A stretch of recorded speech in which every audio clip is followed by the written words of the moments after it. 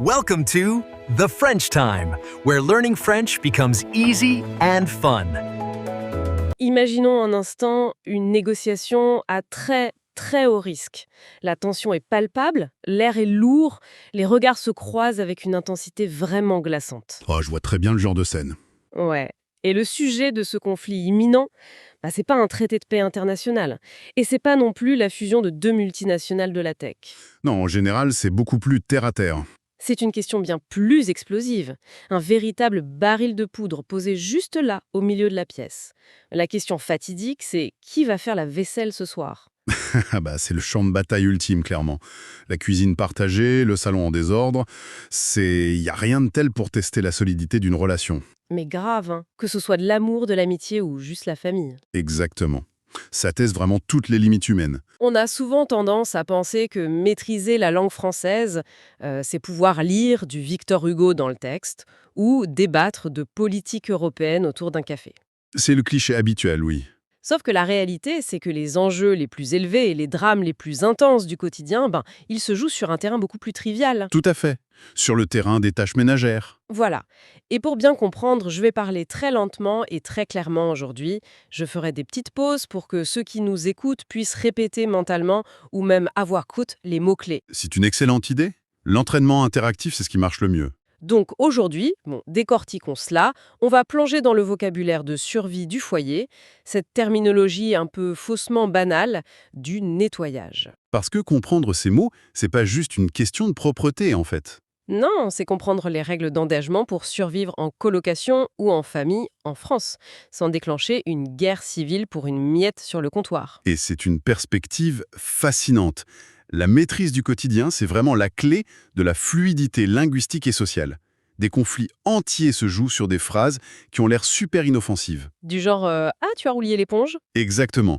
Le vocabulaire de la maison révèle comment toute une culture conçoit l'ordre, le devoir et surtout le partage du fameux fardeau mental. Alors, avant même d'entrer dans cette négociation diplomatique, il faut d'abord connaître le terrain. On ne peut pas gagner une bataille si on ne sait pas où on se bat, quoi. C'est la base de toute stratégie, la cartographie. Moi, je compare ça à la découverte de la carte d'un jeu vidéo. Chaque zone a ses propres défis. Évidemment, on a le classique salon. Le cœur stratégique de la maison. Oui, la pièce de vie où tout le monde se croise, mais quand on observe l'organisation d'un foyer français, on trouve des zones beaucoup plus spécifiques. Souvent relégué aux marges d'ailleurs. C'est ça. Prenez la buanderie par exemple. Je le répète doucement, la buanderie, c'est cette petite pièce de l'ombre consacrée exclusivement au linge et à la machine à laver. Et à l'autre bout, tout en haut, on a le grenier. L'espace sous les toits, un peu poussiéreux, qui sert de capsule temporelle pour tout ce qu'on refuse de jeter. Ce qui est génial avec cette carte, c'est que chaque zone impose ses propres défis matériels. La nature du sol dicte la stratégie. Ah oui, on nettoie pas tout de la même façon. On trouve très souvent le carrelage dans les cuisines ou les salles de bain en France. Ces carreaux froids, lisses, très pratiques, mais qui pardonnent vraiment aucune tâche. Et à l'opposé, on a la moquette. L'aimant à poussière par excellence. Mais tellement. Ce tapis fixe dans les chambres demande une logistique d'entretien complètement différente. Sans oublier les vitres, qui exigent une transparence absolue. C'est un peu le miroir de l'effort fourni, les vitres. Grave.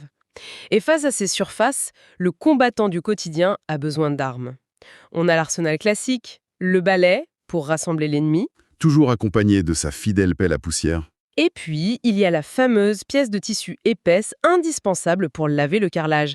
Écoutez bien la mélodie de ce mot, la serpillière. C'est un mot magnifique. Serpillière. Répétez-le, c'est super amusant à prononcer, serpillière. Mais là où ça devient vraiment captivant, c'est l'évolution des munitions qu'on utilise avec. Le fameux ménage vert. Oui, c'est devenu massif dans les foyers. Fini le bidon d'eau de javel fluorescent avec ses têtes de mort sur l'étiquette. Ce qui est fascinant ici, c'est que le vocabulaire écologique n'est plus du tout une niche. C'est un standard, un vrai phénomène de société. Aujourd'hui, on ne jure que par le vinaigre blanc. C'est l'élixir magique universel. On l'utilise pour faire briller ou pour enlever le calcaire, ce qu'on appelle détartrer. Détartré au naturel, oui.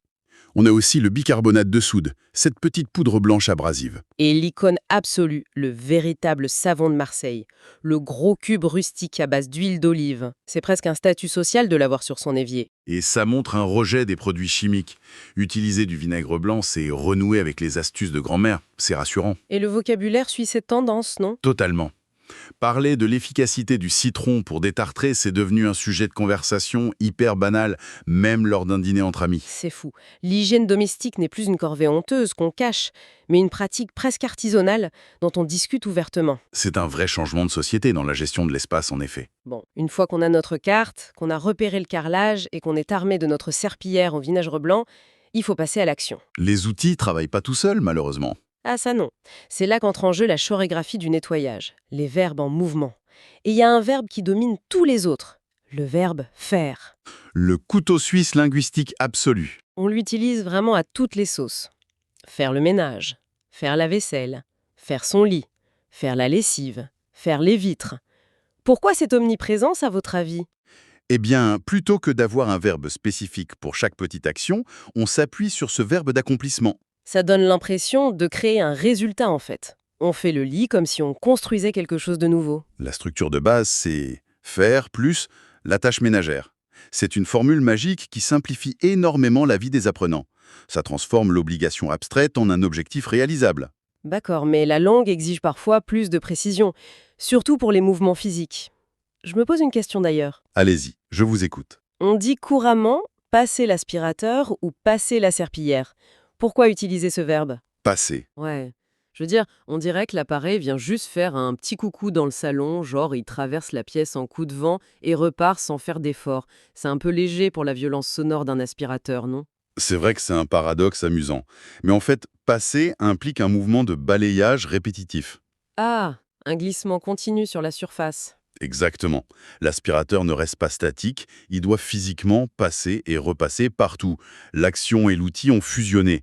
D'ailleurs, si quelqu'un dit juste « je vais le passer dans le salon », En montrant l'aspirateur du menton, voilà, n'importe qui comprendra instantanément. C'est la chorégraphie du mouvement qui prime. c'est super intéressant. D'ailleurs, je ralentis le rythme une seconde pour qu'on suive bien la mélodie des mots et de la conjugaison. Écoutez bien, je nettoie, tu nettoies, il nettoie. Très bien prononcé.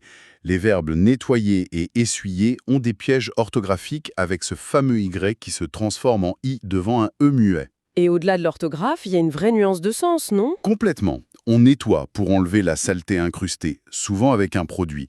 Mais on essuie pour finaliser, pour retirer l'humidité ou la poussière superficielle. Une petite distinction subtile. Mais il y a un piège encore plus dangereux. Le fameux fossé entre laver et se laver. Ah oui, ça génère des quiproquos monumentaux. Laver, c'est pour un objet. On lave le sol, on lave les assiettes. Mais le pronominal se laver, c'est pour soi-même. Une action réflexive, oui. Du coup, si dans la précipitation, quelqu'un s'en mêle les pinceaux et utilise le pronominal pour la vaisselle, Il annonce techniquement à toute la maison qu'il va s'immerger dans l'évier avec l'éponge et le liquide vaisselle. l'image mentale est tellement absurde. Mais ça prouve que la structure de la phrase dicte tout. Une simple erreur de pronom et toute la scène bascule. Bon, savoir balayer ou différencier nettoyer et essuyer, c'est bien. C'est la base matérielle. C'est indispensable en tout cas. Mais savoir demander à quelqu'un d'autre de balayer, c'est là que ça devient vraiment intéressant. Le vocabulaire devient un outil social. On entre dans la dimension diplomatique du quotidien là. L'art de négocier les corvées. Et l'art de la plainte. Dans une colocation, c'est une discipline olympique. On dit rarement « c'est sale, nettoie ». Non, c'est trop frontal. On utilise des stratagèmes. Par exemple, l'ouverture classique. Tu as vu l'état de la cuisine? Oh, l'attaque passif-agressive parfaite. C'est une question innocente, mais ça force l'autre à constater le chaos et à ressentir la culpabilité qui va avec. Surtout si on ajoute la dramatisation spatiale avec des miettes partout. Ah oui, le mot partout. C'est jamais juste sur la table, c'est toujours partout. Quoi encore? On entend souvent ça aussi. Oui, mais une fois le constat fait, il faut déléguer. C'est là qu'on entend des expressions comme « on se répartit les tâches » ou « c'est ton tour d'eux ». Ça, c'est la fameuse charge mentale, non? Si l'on relie cela à la situation dans son ensemble, oui. Ces structures sont fondamentales pour partager la charge mentale. C'est-à-dire le travail invisible d'organisation et d'anticipation. C'est ça. C'est pas juste passer l'aspirateur qui fatigue, c'est devoir penser à le passer. Alors, je vais vous poser une question directe. L'expression « tu peux t'en occuper », qu'on entend tout le temps pour les poubelles ou la vaisselle, est-ce que c'est une demande polie ou l'arme passive-agressive ultime du colocataire épuisé? Oh, la frontière est très poreuse. C'est redoutable, parce que ça donne l'illusion du choix. Mais on peut pas vraiment dire non. Exactement. Ça évite le ton impératif d'un «sors les poubelles». Mais l'obligation est là. Et généralement, ça se termine par un marché conclu. Le traité de paix de la coloc, marché conclu. Mais alors, en famille, ça a l'air beaucoup moins subtil. Face à un ado qui soupire, la maman déploie souvent l'artillerie lourde. En famille, l'arsenal change. On utilise souvent une incursion grammaticale avancée pour le reproche. Genre quoi? Le conditionnel passé. La fameuse phrase « Si tu avais rangé tes affaires chaque soir, ça ne prendrait que 5 minutes aujourd'hui Ouch! Le coup du « si t'avais rangé ». Ça fait mal. ».